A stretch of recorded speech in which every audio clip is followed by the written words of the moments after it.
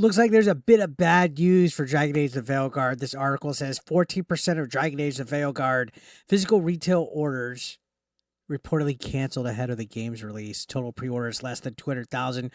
We saw the abysmal concurrent Steam database player count. They didn't even hit 100,000 players on launch week. What a disaster. Games like Stardew Valley, they're a completely different genre, but a game that came out several years ago had a higher 24-hour peak just the other day than Dragon Age the Veilguard, which was one of the biggest games coming out this time. And again, when you mix in DEI and woke nonsense and political narratives and bullshit that doesn't belong in fantasy settings, people tune out. And it's enough damage to where people are like, hey, this is cringe. I want nothing to do with it. So 14% of the physical orders reportedly canceled. Now, let's go ahead and take a look at this. Take it with a grain of salt. This is another rumor from Endymion, who's a YouTuber. He said a retail insider shared that 956 pre-orders of a total of 6,793 were canceled out of that. So 14%. And he wrote on X saying, a source who works in the retail space showed me how many pre-orders got canceled for Dragon Age in the last few days. This is from a major store with over 900 locations in America. Veilguard pre-orders versus cancellations by platform. The Deluxe Xbox versions, 695 pre-orders, 108 of those were canceled.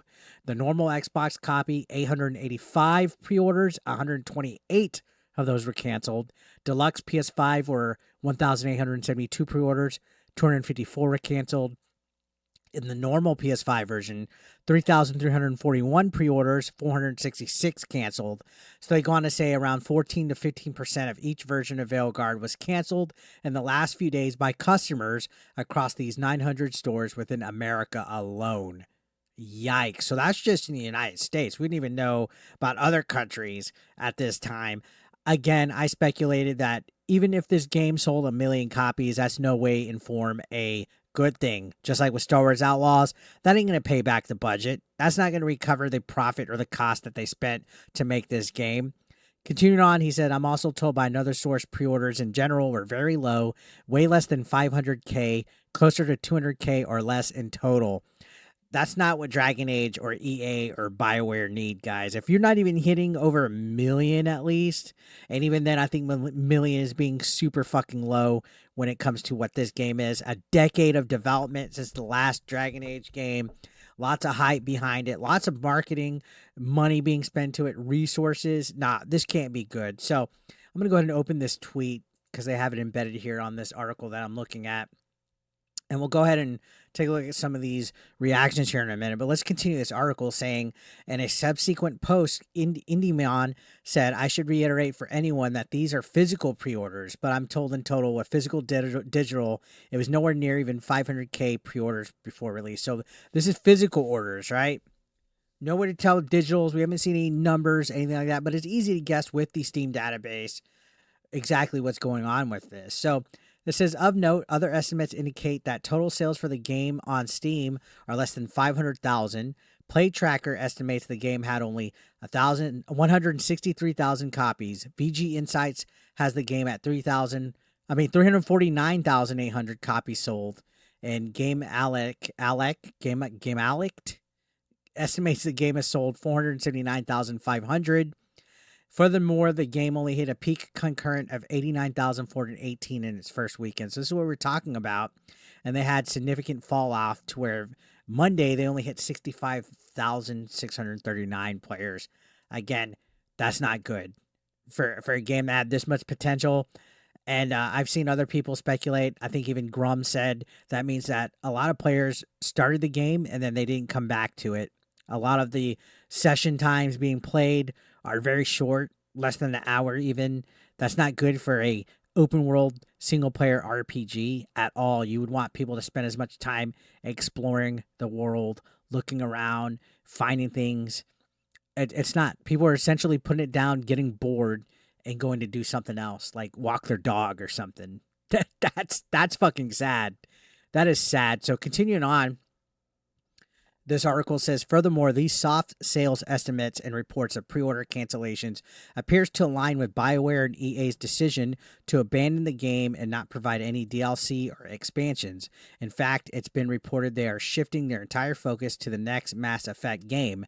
George Yang at Rolling Stone reported on Halloween, with Dragon Age: The Veilguard now complete, BioWare confirms that there are currently no plans for downloadable expansions. He added the developer's full attention has now shifted entirely to the next Mass Effect as their current project.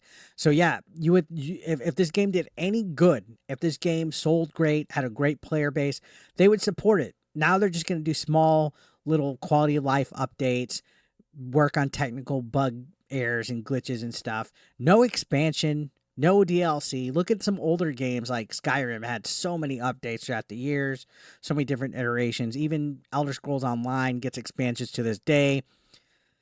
Compared to a game like Baldur's Gate 3 that had a peak over hundreds of thousands. I think they were like in the 250,000s, 350,000s for peak concurrent. This one couldn't even get 100,000. And that's a game that's comparable. And again, I think it's because of choices like how you see this character right here. The character design, absolutely atrocious. Things like top surgery scars in a fantasy setting, so you can be reminded of real world issues and woke ideologies that people give a fuck about. You're supposed to get away from reality when you're playing a game. Video games are supposed to be fun, and these people are more interested in putting their commentary, their narrative in it. So this says, BioWare and EA have also not provided any sales updates to indicate how well the game is done. This is in contrast to the other big release in October, such as Metaphor and Dragon Ball Sparking Zero. So you can see Atlas said, hey, we got 1 million units sold. Thank you. And even Dragon Ball posted that they sold 3 million copies. But they've been radio silent about what Dragon Age has done, just like what they were silent with Star Wars Outlaws until I guess like a investor call happened. That's not a good sign. Not a good sign at all, especially when this is one of the biggest releases ever. You can see they said, instead of making an announcement, BioWare has remained mum. This is similar to the Star Wars Outlaws release. The company didn't share an announcement until they said it in the, I guess, first half earnings report that it saw the release of Star Wars Outlaws underperform sales expectations. So regarding the pre-orders, again, this is all speculation because we really don't have proof that it's accurate with this retail insider. But I'm led to believe that, judging by the peak concurrent that they had of all time, judging by how many people I've actually even seen talking about this game, I don't know one person, whether they're anti-woke, rage bait grifter, or wokey, I don't know one person that has, like, personally, like, I've seen some people play, like, Atreus. I don't know one person that's told me they've played this game or that they're playing it and they're having fun with it. And if they did, I missed it, and they really haven't talked about it much. Usually when a good game comes out, people are, like, excited. They're having convos about it. Like, when I played Rebirth, I was talking with people in my Discords or in my friends list on Facebook constantly about that game.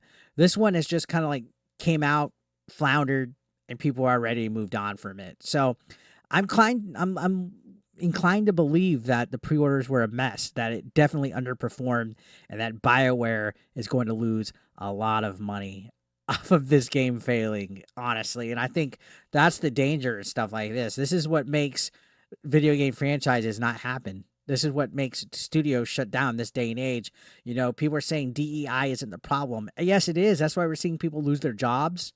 That's why we're seeing game sales flounder. That's why we're seeing studios shut down.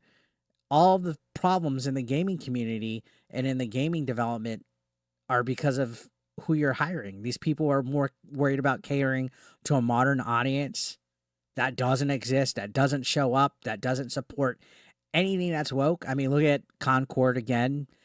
Sony put all their eggs, millions of dollars, several years into that basket. That came out and floundered within 2 weeks of launch. That entire studio, Firewalk Studios, completely shut down. A huge, colossal game failure. Look at everything that Ubisoft is going through. Decade all-time low at the stock. Assassin's Creed Shadows having to be delayed till February, possibly later. I mean, the list goes on and on. Dustborn. People are tuning out, and they're speaking with their wallets. And you know, I'm going to be talking about this every fucking day. I don't care if it annoys people, if they think that it's useless, that nobody cares about DI. Tough shit. All right, because it does matter. A lot of people are tired of this. People are speaking up. People are voting with their wallets. People are calling it out, and I'm going to be adding to the bunch. So let me know your thoughts, guys, down below. What you think about the pre-orders? Do you think they did bad? Let me know in the comment section down below, and don't forget to hit that subscription button. Appreciate y'all. Thank you for watching.